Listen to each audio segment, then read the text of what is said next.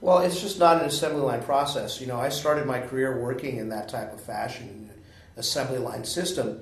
And the problem with that is that you don't know how loans work. You don't know how they close. You don't know what is needed to make a loan. You're put out there as a loan officer, and your entire job is to just take loan applications in the front door. And what happens is they take them in the front door, they throw them in the back office, and they throw them against the wall and see which ones stick. Because the big banks, and in that sales model, it's a numbers game for them. They spend all their money on their marketing machine, to get loan applications in the front door, and if they close a certain percentage of them, then fine. And if they don't care, because a bank has no fiduciary responsibility to their clients. They can lend or not lend to them anytime they want, and they can pull the plug anytime they want as well. And when that happens with a bank, you're stuck, without any place to go, because they're only lending their money. I have 100 different lenders, and I'm going to figure out early on what the issues of the loan are. There are two tenets that I work under. Number one, mortgage lending makes zero common sense. It's a series of arbitrary rules and guidelines that risk managers publish that the underwriter follows. And number two, the bank's underwriter's job is to kill your loan. Banks are not in the business of making loans, they're in the business of killing loans. And so if the underwriter can't figure out a way to kill your loan, then you may get a loan. And so I'm looking at it from that perspective, from the underwriter's perspective.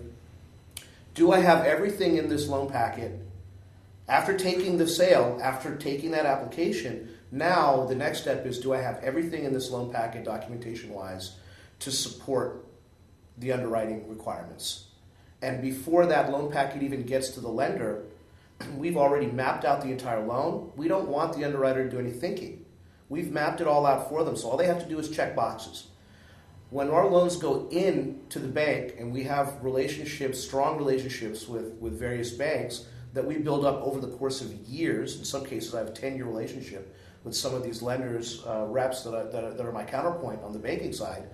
When the underwriter sees my loan come in, it goes to the top of the stack, because they know that's an easy one that they can just get off of their pipeline and move on to some of these other more difficult loans where people didn't do their homework and didn't map out their loan. And so our loans go through faster, and then at the same time, we have very minimal conditions. We don't get conditioned for a lot of paperwork over and over again. You hear these nightmares from people where, their loan officer at a big bank kept calling them over and over again for different things and new things. After they delivered the documents, they wanted more and more and more. We get loans that go in sometimes and go straight through underwriting without a single condition from the borrower.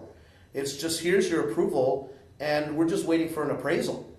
And that's it. We get calls from underwriters who call us to thank us about how clean our files are, and they just love working with us because we make their lives super easy.